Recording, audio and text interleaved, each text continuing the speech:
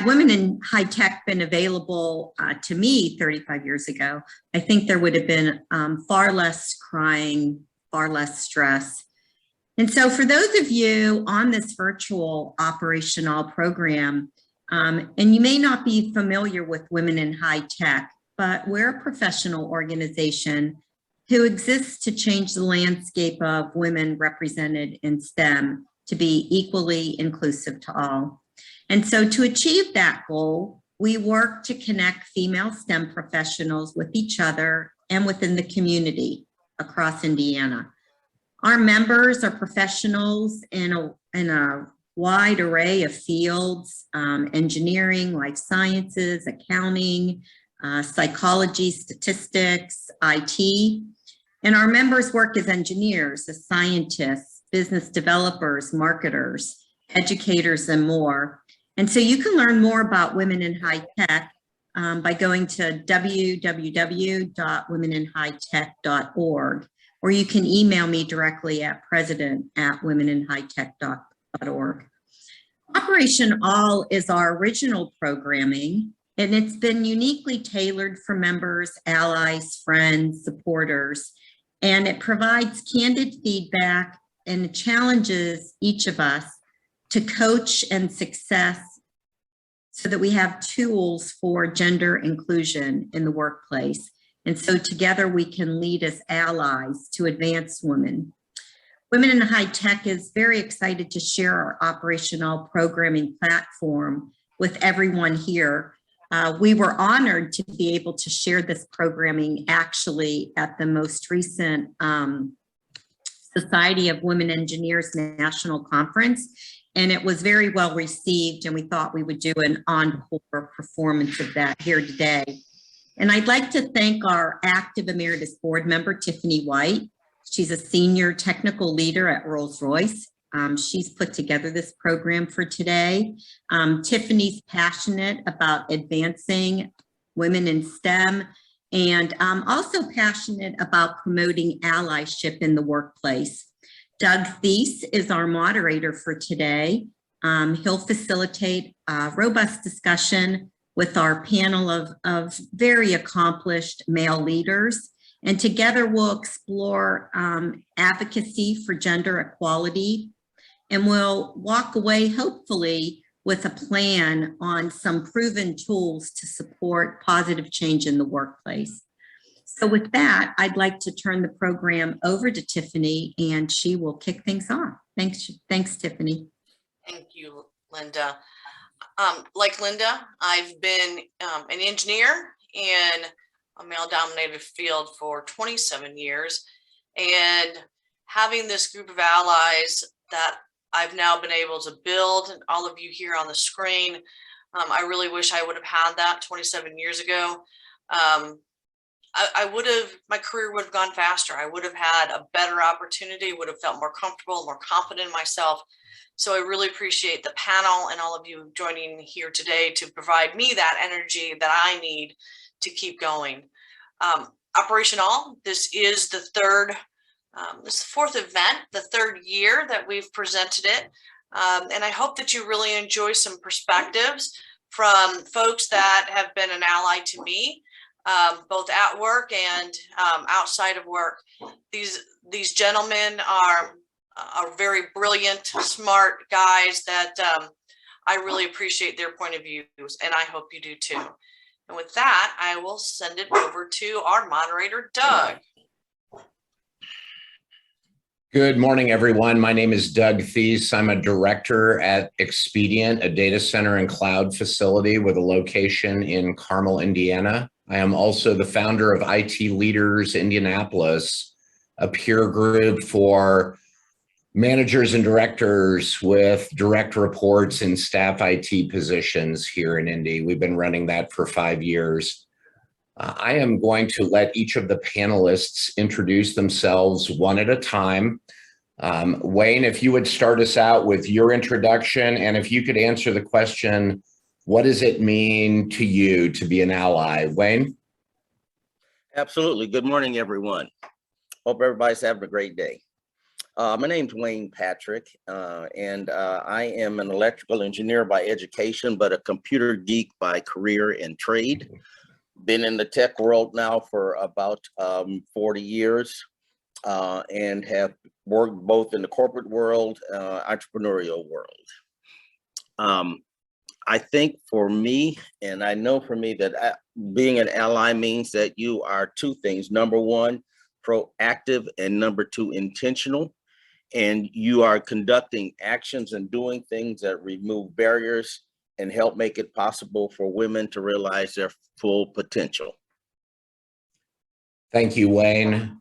Chris, please introduce yourself and talk about what it means to you to be an ally. Hey, thanks, Doug.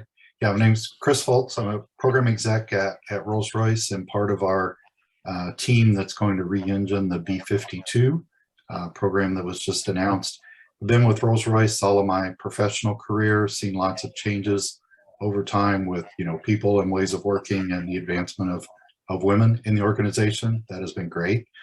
I'm also a volunteer with an organization called FIRST, which is really focused on inspiring young people into science and engineering fields, and work a lot with my team to make sure that the girls and others on the team feel an opportunity to do whatever they want for that group. Thank you. Calvin, talk about yourself and what it means to you to be an ally. Sure. My name is Calvin Hendricks Parker. I am CTO and co-founder of 6 Feet Up. We are a woman-owned software consulting company that specializes in Python and the cloud. It's crazy to think we've been in business for 22 years, and the whole time it's been with my partner in crime, and my wife is my CEO and co-founder on this journey. For me, being an ally, and it kind of goes a little bit back to what Wayne said too, is like that in being intentional and active in the role of being an ally, not being passive, calling things out. Words matter for me, especially. I think in our previous versions of this panel, I mentioned that I've made it a personal mission to try and eliminate the word guys when speaking to a generic group of people, because you may not see that as a problem, but others might. And so enabling and being a role model, and more than just a role model, and more than even just a mentor, is if we can help sponsor folks along their journey and make sure that the right intentions are there, and it's about that action. Thanks, Calvin. Ben, talk about yourself and what it means to you to be an ally. Thanks, Doug. Hey, everyone. My name is Ben Phillips. I'm a director in the audit practice at Katz-Sapper & Miller. Currently, I lead our IT audit and IT security audit practice. I'm a recovering financial statement auditor. So like Wayne probably was in engineering, I got my schooling in accounting. In addition to that, I'm a board director and treasurer of Women in High Tech. I live in Westfield, son of two math professors, born and raised in West Lafayette. So obviously I went to Purdue. To me, one part of being an ally means, I know we'll hit a lot of it in this discussion, but make an intentional effort to make sure that those that do not have a seat at the table are represented, and as an individual that would be at the table, making sure that you're going that extra mile and really thinking about them in that regard. Also means listening, learning, and trying to not make assumptions. Thanks. Thanks, Ben. Audience, we are going to have a question and answer session near the end. So if you've got questions, please type them into the chat. We're going to go ahead and get started. Gentlemen, I will let you answer at will on these. In your opinion, what keeps men from being better allies?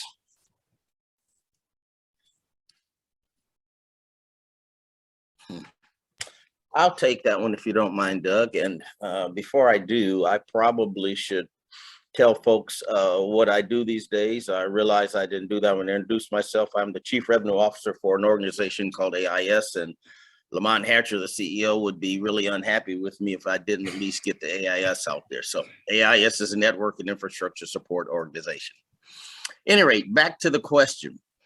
I think what men need to do, or what men can do to overcome their fears and to help them become better allies, is to make the issue personal. And I give it what I call the what if test. What if that were my mother, my sister, my daughter, or my wife? How would I feel then? And what would I want to do about it if that were the case? I worked first job out of school in Festus, Missouri.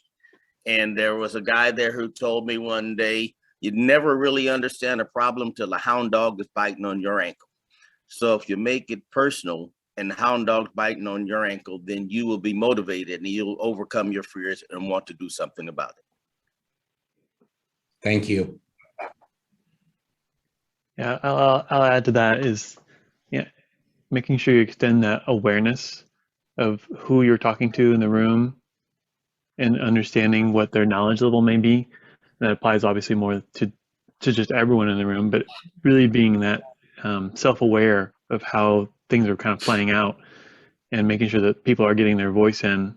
I know I have in the past have had a tendency, and I've been working on this hard, to maybe cut somebody off because I've got a great idea and I just really feel like I have to express it right now. But that self-awareness, to wait a moment. Some people in the room may be thinking through what they're going to say before they say it, and it's really easy to destroy their thought process or them being able to express themselves. And so I think this is especially true for women who, men in the room may feel like they need to dominate the discussion. You don't need to dominate anything. We all need to go move forward together. Thanks, Calvin.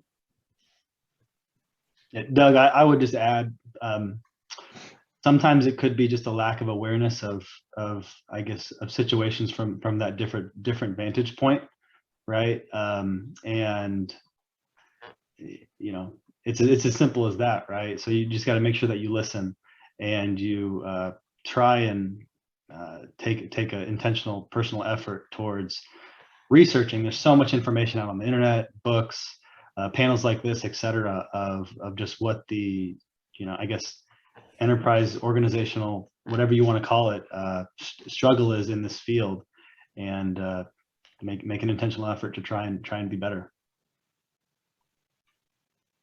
Old habits die hard. I know. I appreciate your guys' terminology and your ability to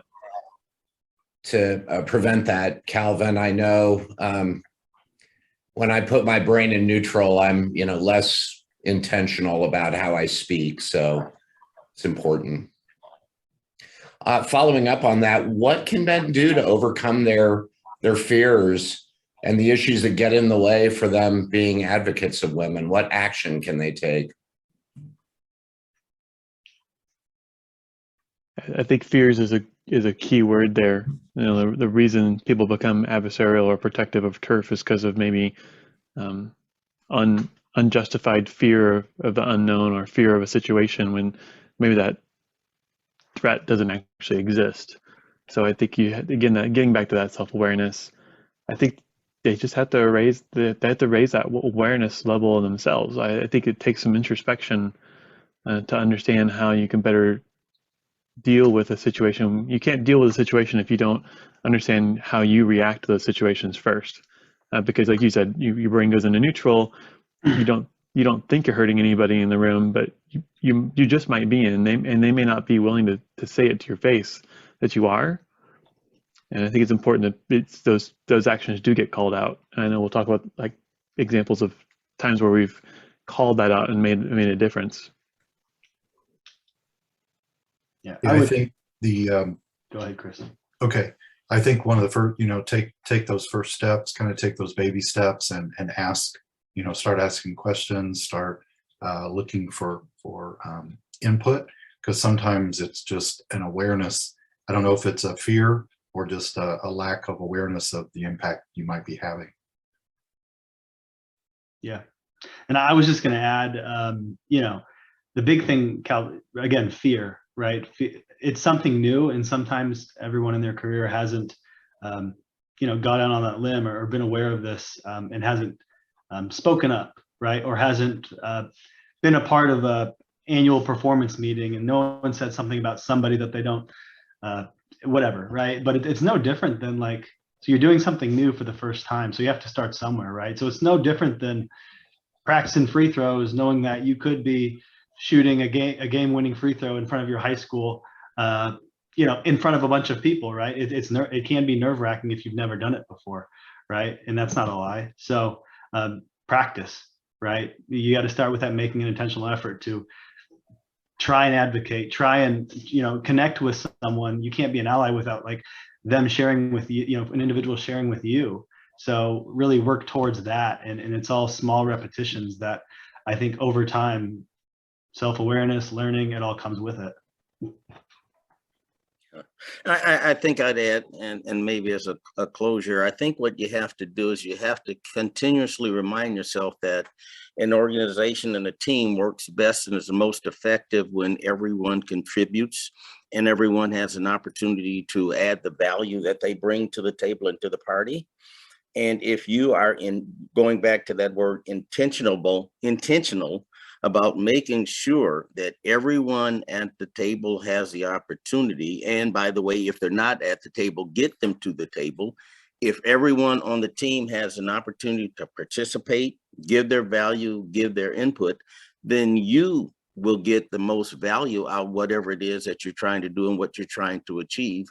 And so it is just being intentional about making sure that I optimize all the efforts of everybody engaged. I'd like to add one more thing. I have enlisted female allies in this situation to speak honestly with me about my behaviors at the office. I'm fortunate to have half of our local team being female and half being male. So I've asked each of them explicitly to call me out, whether it be publicly or afterwards in private, if they hear or see some behavior that looks like it's a barrier rather than a bridge. And they've been quite thorough at their work, frankly. So I mean, that's a gift right there. Not everyone gets that luxury of having a group that can help you be a better person.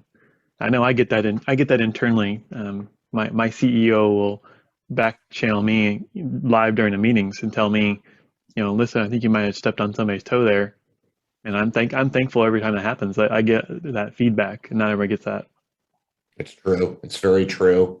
What behaviors do you think that men exhibit at work that are detrimental to women? I think a few can be just, not giving the time, not recognizing the value of the input or the experience or background of someone, and kind of always, looking toward, a different, trusted male that, you can count on, that type of behavior. So not being aware of and open to that. I know, and this is something I'm working specifically to make sure it doesn't happen. We're getting ready to post and fill a number of new roles for this new program. So being aware of what you're putting on the role profile and the list of, what's required, think about that versus what's desired, and look more for maybe what someone has been capable of, but more what does the future look like and what's that growth opportunity there. So kind of rethinking how you even fill positions so that you're more inviting in that environment. Yeah, I agree. Anyone else? What behaviors do men exhibit at work that can be detrimental to women? Yeah, I think that taking folks in the room for granted, thinking that they're just going to be there to take notes or to serve a role that you just kind of assumed that was the role they wanted to take, and that's not what they really want to do. That those kinds of microaggressions or even passive aggressive behavior is super harmful, and a lot of times just festers instead of actually being brought to the forefront. And what Chris brought up about the job requisitions actually is really important, and that kind of comes from even the highest level of management, is not being intentional with how you word those job requisitions is going to obviously target a specific group of people who may be excluding another group of people. And that exclusion of other people you may miss great opportunities of getting great team members because they don't feel that they may be experienced enough to take a specific role. Yeah. And I think maybe to follow up on what Calvin was saying there around the intentionality, it's very easy for men to fall back into the comfort zone. I mean, we all do that as people. And in the comfort zone, men are very comfortable, and to use Calvin's word again, being guys. And if we exhibit the guy behavior that we're comfortable with and hang with the guys instead of being open and inclusive in our behavior and our conversation, then that will put people off and exclude them as well. So I think we have to really just be conscious of what it is we're doing, and when we're doing it, recognize that, and then correct and change our behavior. Hard thing to break out of the comfort zone, but if we're going to be successful, we have to do that. Yeah, not every woman or man is even interested in sports talk. Like when you come into a meeting room, if you kind of get that initial segue when you join a physical meeting, and back in the days when we actually got together in meeting rooms, there was typically a good exchange that happened at the beginning of those meetings that helped you connect with the people who are in the room. If you limited that talk to only topics you and your buddy is interested in, you're again excluding folks from that ability to connect with you. Yeah. And Doug, I would also like to add, just making assumptions just in general. And I think this goes always, but, assuming, you can speak for others, assuming you understand what's important to people without even asking them, assuming someone's too busy or wouldn't be interested in something. And then probably lastly on that, not providing the same opportunities to everybody, inclusion of special projects, networking events, lunches, conferences, training, travel, etc. I come from the experience of working at large consulting and professional services firms where we have a bunch of different types of people, but with that comes a lot of travel sometimes, what I used to until about 1.5 years ago. But I'd see that, our team, a national team with people everywhere, and we're doing this international trip in London. It's going to take 4.5 weeks, right? Who's a good candidate, right? Well, you can make assumptions based on what you know of people and their lifestyle and what they have at home, but without allowing them to feel like, women in this example can make the decision to not go with that versus the company or their manager making that decision for them, I think is detrimental to them. Agreed. I'd also like to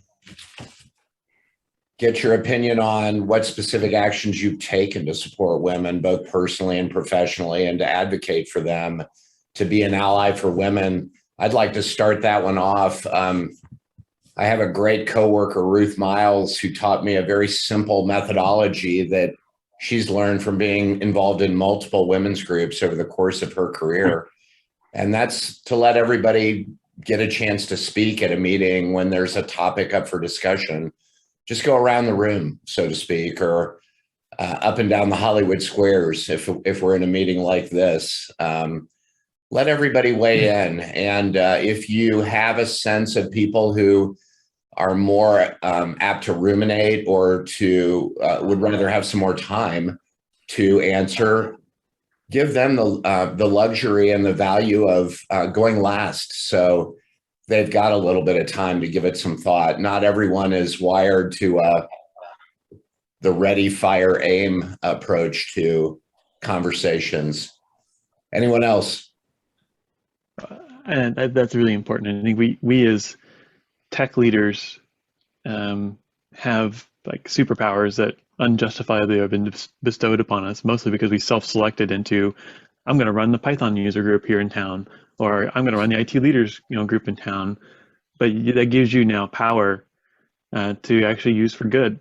And that's why I think for specific actions, if I look back, more than just what we do in our day-to-day operations of our company, is building communities that are inclusive and accepting and friendly for those to join. I run the Indianapolis Python user group. I'm really proud of the diversity of folks who come to those meetings. I feel like everyone, is an equal once they come in that door, but you just can't assume that. Again, you have to take steps and actions to make sure that everyone's heard, everyone gets their question answered. as a leader of this community, go around the room and make sure that they get introduced to people who might actually help benefit them in their career path. And so specific things we've done is have dedicated months where we invite other groups like Black Girls Who Code, or Out in Tech, or Women in High Tech, or Women Working in Technology, give them a platform as part of our meeting to talk about the activities that they do in the community, so that when people are in my group see those folks, presenting, they know there's more outlets than just, this one meeting a month that they can actually come in and engage in that community. Thanks, Calvin. So I'll kind of answer kind of from a personal perspective as well as kind of on the professional side. So on the professional side, I'm part of the Rolls-Royce Women in North America board as a male ally, and helping, give some, my perspectives, but also getting that group's perspective on things we can do. So that's one. I've also been the lead on our program management grad development program and intern program for up until about 2 years ago. And as part of that, always tried to make sure we had a very diverse panel of candidates from different schools, different genders, different backgrounds, as well as a very diverse panel of interviewers and people that were doing that selection. I didn't want to, present it as, hey, we're real diverse and we want a lot of diversity, and the interview panel is 5 people that look just like me. That, that message doesn't sell. So really thinking about both sides of that as we did those interviews, and that selection was important. At a personal level, I mentioned I'm a first volunteer. I work with a high school robotics team. Our team this year is about 50-50 male, female. And one of the things we do early on is make sure everyone knows that any role on the team is open to them. If they want to be the programmer, or work the machines, or do wiring, or do CAD design, whatever those different team options are, they're open to anyone. There's no gender box next to it that says male or females only. So we work hard to really enforce that, and sometimes that takes extra coaching and an extra nudge to get someone to feel a little uncomfortable. The other thing we do as a team is an event called Indie Rage, and it's raising awareness for girls in engineering. And it is a robotics competition. We use the same game that FIRST uses, but it's all female drive teams. We do everything we can to have all females in the pit crew working with the teams. But then taking it even a step beyond that is the kind of see me, be me type of approach, where all the judges, we try to recruit females. The MC and game announcer are females. All the guest speakers from different companies are women that come in. So it's not a 100% girls and women event, but we do everything we can to make sure there's a lot of visible, successful women in all of those roles that the younger girls are seeing as they're at that event. So really helping to encourage them and show them what those options are.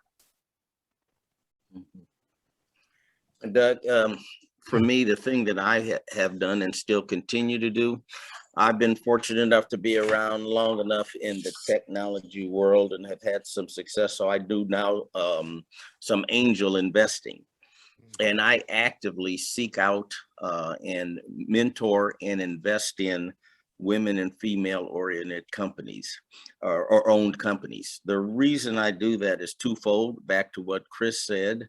You get the CB effect when you have the women and female-led organizations, with the one in the big chair being the woman. Then many other women get the opportunity to see that and see that it is possible and doable. And then the other effect of that is, quite frankly, that men see that. And when men see that, that begins to implant and impress on them, because we all are believers, and we all have to, almost like the Missouri thing, show me.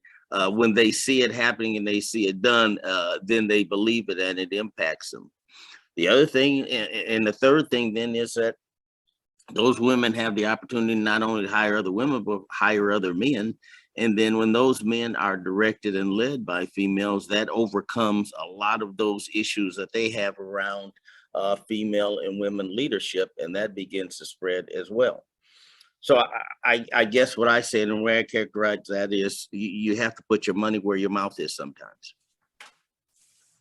What about the opposite? Have you ever given feedback to a peer when when you've observed them not being a male ally?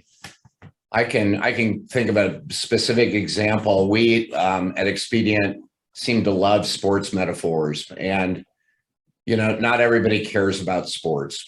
So I am encouraging our team up and down the food chain, everybody from the executive team to the training team, to try to be a little more clever and to get away from the sports metaphors and to be a little bit inclusive in that. Anyone else? Doug, I could probably go and say something, and I'm sure people have, some people have experienced this type of thing or heard this type of thing. Think about, growing up or all the different situations you've been on in college or, high school or whatever, inappropriate things are said. I don't need to explain what those are, but people have heard it. A couple of years ago, actually last year, this is when one-on-one, I play golf. I'm not good, but I play. And I was playing golf with someone that is in the financial industry, and they work for a smaller firm, less than 5 people, newer to him. He came from a bigger shop. I think it's an all male dominated company. So he's probably been there for about 2 years. And as I think someone probably said, old habits, but also new habits probably die hard. I don't know if that's the right way to say it, but we were playing golf and he said something, and this was probably in the midst of, I joined Women in High Tech like 3.5-ish years ago, joined the board 2 years ago. So in my own journey, the son of 2 math professors, have been aware of this, but in that situation, I'd been reading a book, and it actually ironically gave me some advice as to how do you respond to something you hear when, because you got to do it. It's either then or never, right? And that individual said something, we had a couple beers, whatever, said something. It was inappropriate. So the book recommended that you stall, because that's a pretty sensitive thing to say. Like, do you tarnish this relationship? Do you become do you blow up? What do you do? How do you say it professionally, but also sternly, like you mean it? So the methodology they gave me was to stall with a phrase that can allow yourself a couple seconds to recollect your thoughts and also set the mood. So that message was the word ouch. Just like ouch. And then you go into it. And then in that circumstance, then I explained, hey, I've known you for a while. I know you don't think this way. I know you won't raise this way. I don't know who you talk like this around, if it's maybe after a few beers when you're golfing or whatever, but just saying, I notice it. And if I notice it, other people notice it. And I think you need to think about that, because it has a bigger impact than just being a funny joke that you may think it is, or people that you're used to. He reached out, we kept playing the round, right? He reached out a week and a half later. He just had a week and a half later, and he just appreciated what I said, made him more self-aware, and just that, I think that message of just having a way to communicate that, if it's not sports, but it's maybe a little bit more sensitive, where, if you said it in the workplace, you probably get fired, right? Because that happens, right? So thinking about that, and that's more on the personal front. Thanks, Ben. I love the ouch. I just wrote it down. It's good. You can create your own too, but it works everywhere. It's just what the book said. What about organizational culture? How do we affect organizational culture? I had 2 amazing women speak at my last IT leaders meeting on Tuesday, Angel Henry and Tanya Wallace. And they brought something up that I haven't heard before, but that makes perfect sense to me. And that is inclusion before diversity. If we really can't include people in what the work that we're doing and the good that we're doing, both at the office and interpersonally with each other, then what good is diversity going to be? I'm still thinking about it, kind of a mind-blown thing, but I'm grateful for what they said. How can we influence organizational culture, gentlemen? Well, Angel brought up in one of her recent, I think it was actually at the SimIndy conference, a symposium, talking about it's more important to be a sponsor than it is to be a mentor. If you sponsor someone into a position or into a place where they can actually grow, it's a lot more impactful like that to bring them into that organization and give them a spot and you're vouching for them. It's a lot more on the line for you too. The process of being a mentor, while is well and good, is pretty passive. I mean, you are there to kind of be a sounding board or to maybe give some advice, but you're not putting it out there to really sponsor someone in. Like if you see someone excelling at a certain position and you feel it may be a good fit, you really should be active about saying they're a good fit for a better position in the organization. That's a great opportunity for you to really put it on the line and use your, I guess, influence and your credibility in the organization to help someone else advance. Thanks, Calvin. To go back to your question, Doug, I think culture rules the day. And there used to be a saying that I had to retrain myself not to use in those circumstances. It was that culture is king, right? And so you were doing the same thing right there with the word. So I now say culture rules the day. But my point is, how you drive culture is communication, communication, and communication. And it has to be infused within your cultural messaging that inclusion is important, diversity is important, and this is how we behave, and this is how we do things here. And so if you continuously communicate and drive that messaging into your organization, then that's the culture and the mindset that your culture will take on and what people will come to expect and accept within that environment. So it really just comes down to making sure that you put the word out and communicate it as often as possible. I worked with an amazing lady for many years who had a saying, a fish rots from the head down. And culture is so important for the leadership to model. If the leadership is not modeling the appropriate culture, then it's extremely difficult for anything below that or anyone below that to take advantage. Yeah, and more than modeling is that communication. We're now using EOS in our company, Entrepreneurial Operating System, and one of the nice features of it is that state of the company every quarter, where you will repeat your company values back to the whole company on a quarterly basis. It never gets old, thank goodness, and it's really worth saying over and over again. That's great advice. Yeah.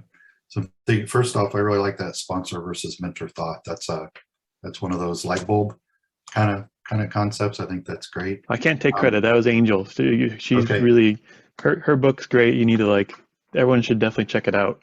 Okay. And then I think, so some things we've done internally, different, weeks of highlights of women kind of pioneers in aviation in our business, with plaques and billboards. And I thought it was really interesting. One of the last times that was done, it included a lot of current employees. So it wasn't historical figures, Amelia Earhart and all those others. There were several of those boards were current employees that were in senior leadership roles or, had done really amazing things. So it kind of brought it into focus that we have a lot of these pioneers right here in the company. I thought that was great. We have something that's on our internal, it's called the Engine Room internal internet, called People Like Me, where the company highlights people with different lifestyles, maybe different challenges, with a home, with a family, where those people, have agreed to share their story. And I think that is helping build kind of a culture of acceptance of a lot of diversity, of recognizing that the person you've been working next to for several years may not have the home or the lifestyle or kind of be in the same situation you are. So it's been really eye-opening to see and read some of those stories. It's been very helpful. Gentlemen, how do we educate ourselves? And ladies listening, how do you educate yourself so we can create more intentional results in our own personal journeys with allyship? I can tell you in my life, my mother was a great influence on how I grew up treating women. And I wish I had the luxury of talking to her again about this topic. She's passed, but I think we forget about our families sometimes in these professional settings and the advice they can give us. I would wager to suspect that most of us have very strong, capable women in our backgrounds who can teach us a great deal, and men too. I think Doug, one of the best ways, oh, go ahead, Ben. Okay, I'll go this time. So I think I mean, a lot of the stuff is showing up. So we've spoken about some really cool, I know Doug, IT leaders this past week had a few individuals there. SimIndy, they had a few individuals there.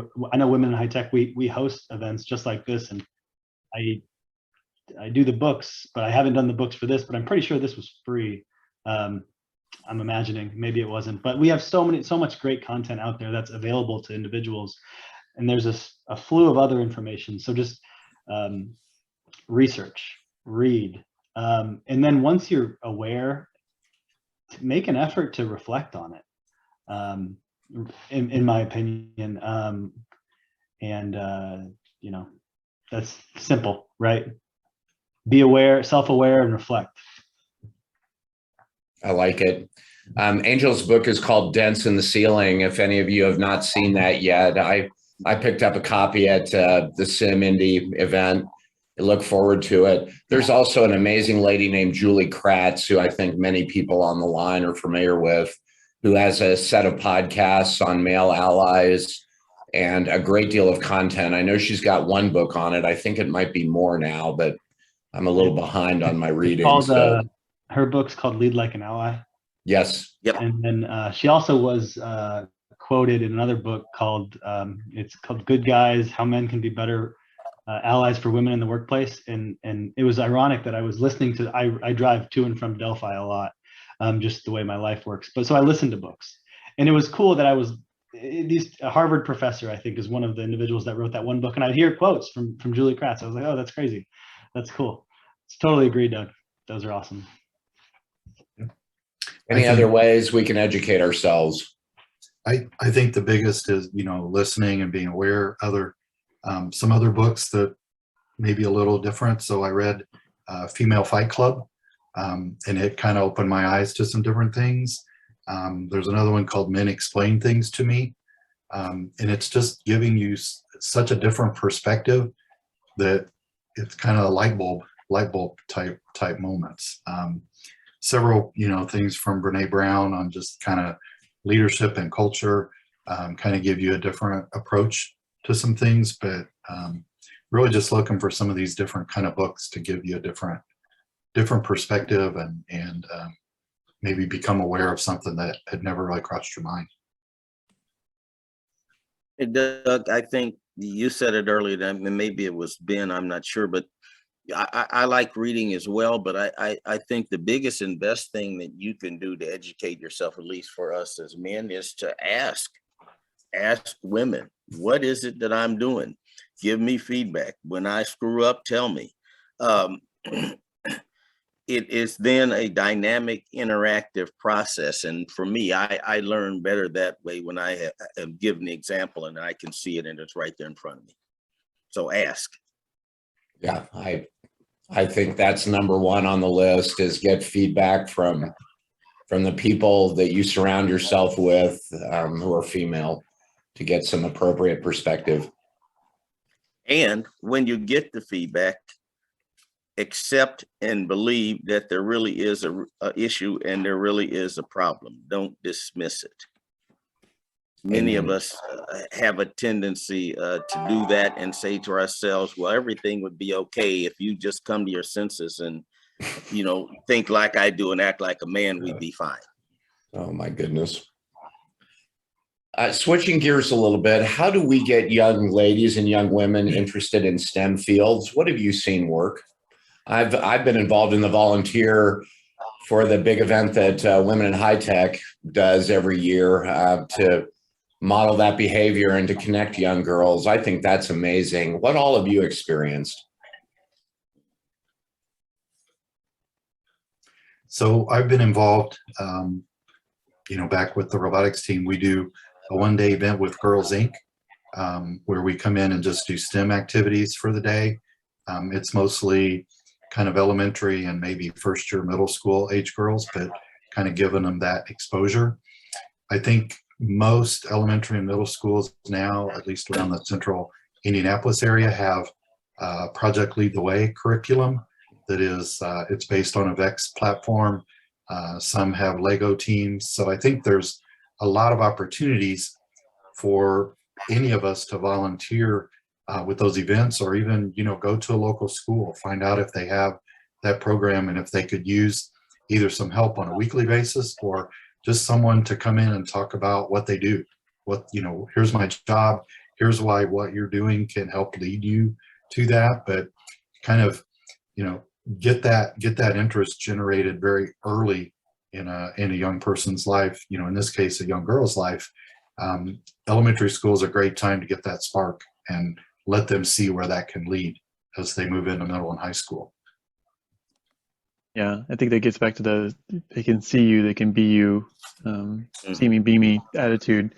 And for us, helping to provide a venue or a platform for groups that want to come in and teach, code to younger generations, especially women or underserved communities.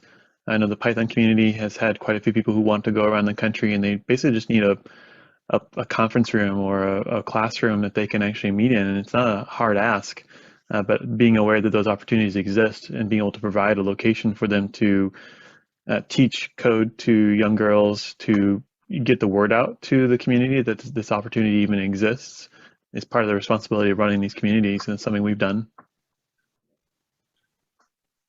I had the good fortune to speak to a Pike technology class 3 years ago. It was surprising how there was only 2 people in the 30-person class who had a relative or had an adult acquaintance who was in the field of technology. So they have no idea what it looks like and what the opportunities are and how broad and deep the opportunities are. So if you can get opportunities like that where you can show and teach and give them that see you, be you experience, I think it's powerful. How actually, well, before we move on, I do have a specific story there of kind of success with this. At a symposium probably 3 years ago, there was a woman at the table with me, and she was hesitant to go to meetups, and I started describing our meetup to her, like, the Indie Pie group. Not even a year later, she was presenting at our group. She not only was coming because I kind of sold the idea that really it's not just a bunch of tech bros getting together to drink beer and talk about tech. It's really a place to learn and grow. And I've had multiple folks like that join our group and then start presenting to our group because they felt like they were comfortable enough to present a technical topic in front of this group. Love hearing that. Any other experiences? I love what you're doing with the robotics team, Chris, and how you're breaking the barriers down with that. Anything else that you've had experience with gentlemen on before they graduate, these young ladies having an impact before they graduate? I guess I'll say one thing. It's pretty simple, and I just got to show up. But as part of our ongoing efforts, we have a K through 12 outreach committee, and so we sponsored the Girl Scouts of Central Indiana's had an event downtown at I can't remember the name of the location, but it was across from the JW Marriott. I think it was the Art Museum, and that was cool. It was a Saturday, and the committee had in that group put together all these awesome STEM kits. So young girls came to the Girl Scouts convention, and we gave out at-home STEM project kits. Right, so it's something as simple as that I thought was pretty cool, and that was something that I was involved in the past 2 months. Yeah, Women in High Tech also does the Passport to High Tech at Conner Prairie. Mm-hmm. Another great event to get women, young girls interested in tech through a really low barrier of entry. Yeah, that's excellent. Switching from STEM, what about the rest of our lives? Professional part of our lives is not everything. How do we build our communities to be more inclusive to all And are there specific examples you can provide where you've seen actions have a positive result? Oh, I'm passionate on this one too, so I'll kick it off. I know I've kind of commandeered a lot of the conversation around community, but there's a lot of roadblocks or potential friction to even going to certain meetups because maybe you've got to buzz in at the front desk and sign a sheet, or the door's locked and you got to call a number to even get into one of these meetups. That's enough for folks who's sitting in their car already contemplating whether they want to be there or not, to just start the car up and turn right around, and not even show up for some of those events. So you have to think about even like just physical logistics of some of these events to make sure that they are accessible, not just even to like people with a handicap, but to people with maybe a potential mental barrier to even showing up to one of these things. So it's really important to just kind of think through, what could be stopping someone from even showing up tonight to a tech meetup, or stopping someone to speaking up in the room because of some, maybe passive sounding issue. Yeah, that's great. That's really, really a key insight, I think. Anyone else? What can we do in our regular lives?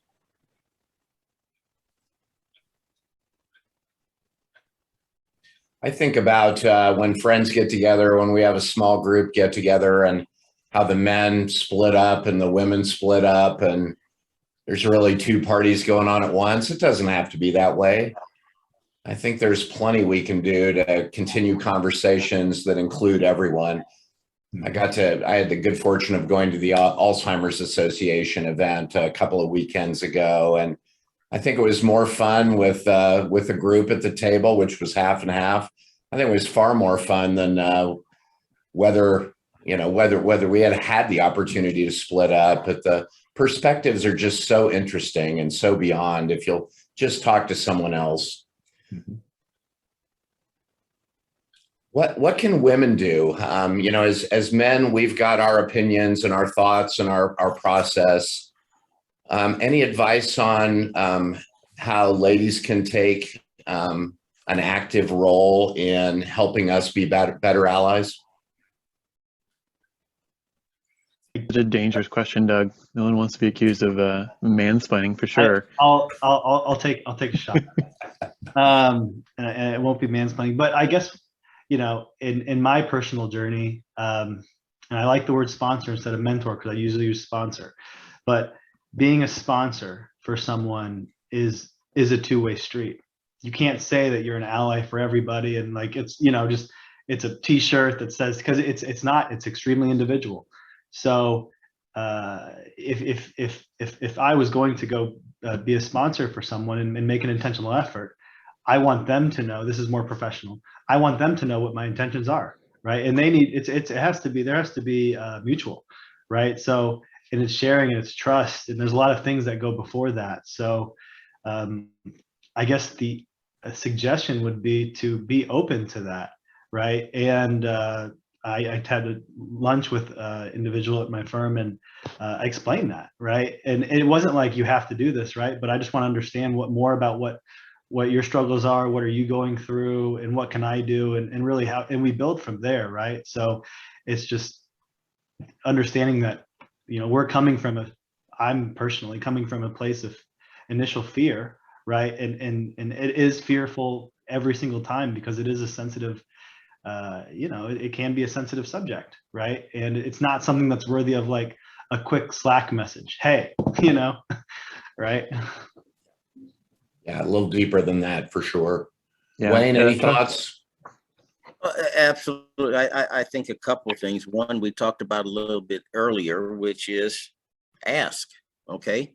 On the other side of the coin, if you need a mentor, you need a sponsor, you need someone to be more engaged, ask them to do that, because that's how you find out. And I think that ask extends even to asking men what it is that's holding them back. When you have the relationship with a person who you can talk to in that way, ask them.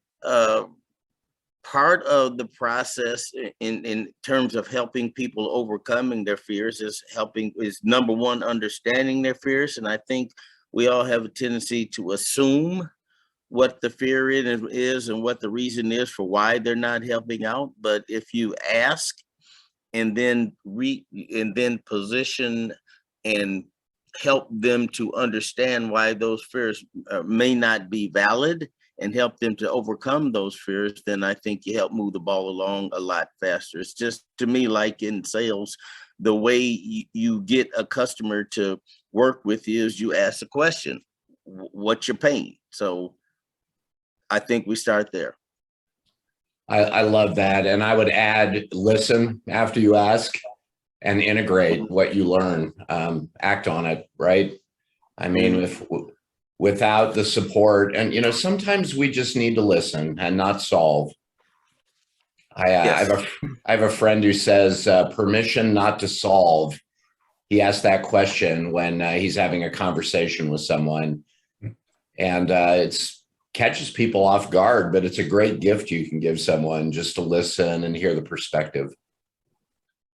Yeah, I think asking someone, a trusted person, you know, to be an ally is something to be done. Ask for support, invite someone to an event, and encourage them, you know, to go and see and learn can be really, really good. And I would, you know, personally, if I behave in a way that's not supportive, I would like someone to call me out, either on the spot or, you know, pull me off to the side or send me a text. Just, you know, say, hey, that wasn't right. That wasn't perceived well. Because I would never do it intentionally, but for the receiving person, it doesn't matter if it was intentional or unintentional. So I would ask for people to just give me that feedback. And, you know, I would always do my best to respond in the right way to that feedback. Yeah, those are gifts. Second that emotion, Chris. Right. Yeah, that trust is a two-way street, and it's so nice when you do get the feedback. So I will make a promise. I make a promise to the world in my actions that I will be honest with you, and I will tell you what I expect in a more explicit manner than in trying to implicitly read the tea leaves. And I think that sets the stage for what you can expect in return from folks as well. And it is so nice when people do call you out. Not that I need to be called out a lot, but there's a couple times where I may have misstepped. And obviously, like Chris said, it's not intentional and didn't maybe mean harm, but it does. Those words do matter, and and the actions back it up. And so, if you're willing to take that feedback and actually act on it, the whole world benefits there. Yeah. We have 3 questions from the audience panelists. Let's start with the first one. How do you work with staff in your organization who are not on board with, in quotes, all the D&I stuff? They shouldn't be there. If they're toxic to that organization, it's got to be addressed head on from the organization has to take a stand. I'd certainly agree with that, but I'd go back to what I said earlier. Maybe you need to try to understand why that person is not on board with all the D&I stuff, okay?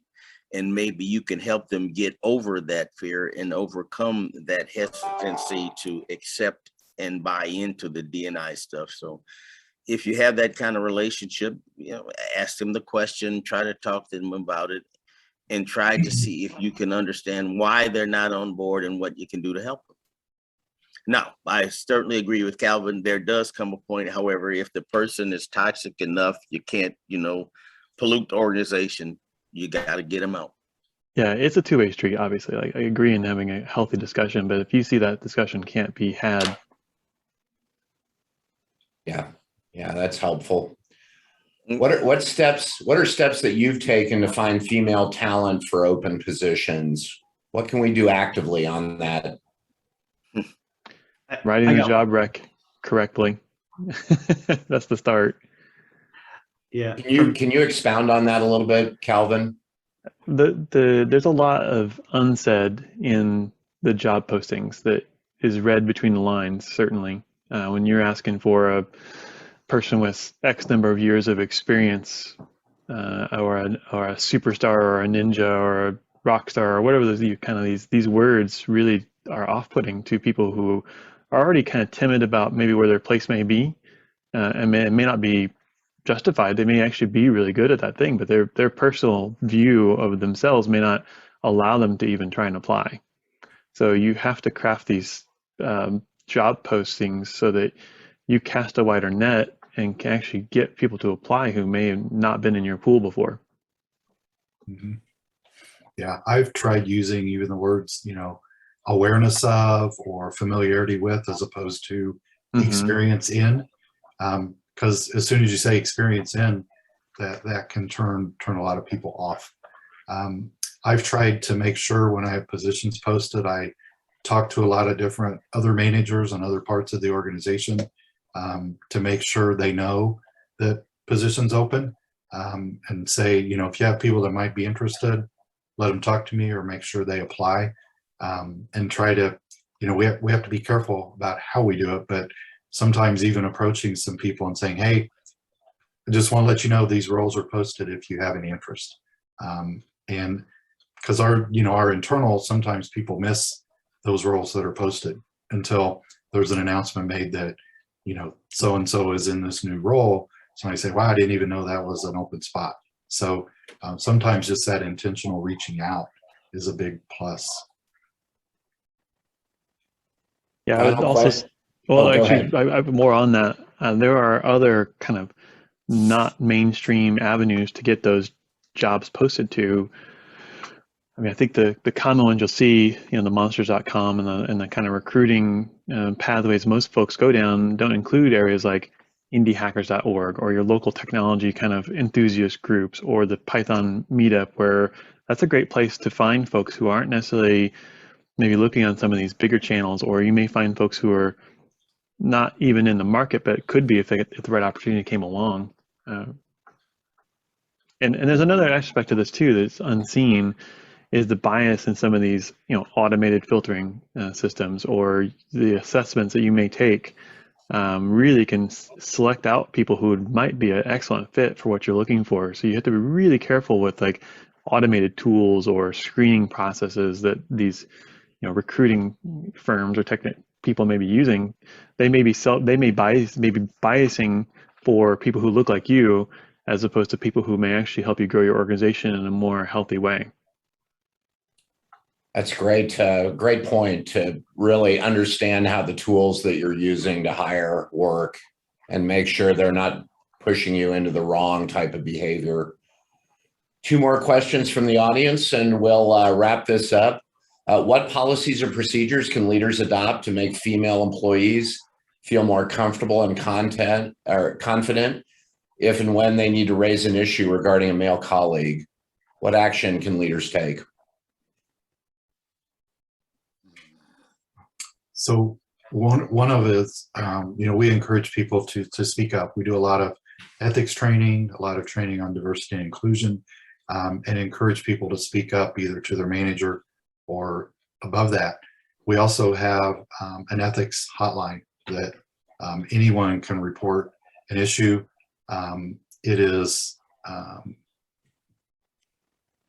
can't think of the word, confidential as much as it can be. Obviously, if you dig into an investigation, then at some point, there's got to be names and individuals brought up. But there's a very clear path that someone can take to identify an issue or a concern. And all those are taken very seriously, reviewed by the coordinator as well as HR to determine what next steps need to be taken. So there's very formal procedures in place. Also an encouragement to do an informal route if that's more comfortable, but if that doesn't work, then there's other ways to address the issues.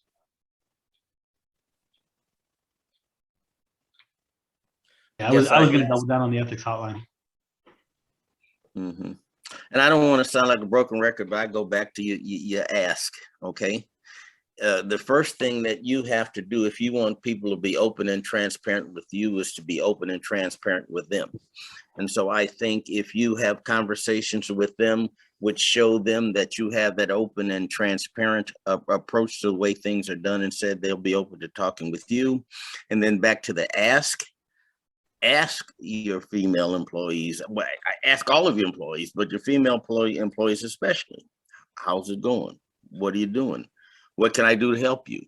If you are encouraging and open and inviting to them, then they will be much more comfortable talking to you and bringing issues to you when they occur.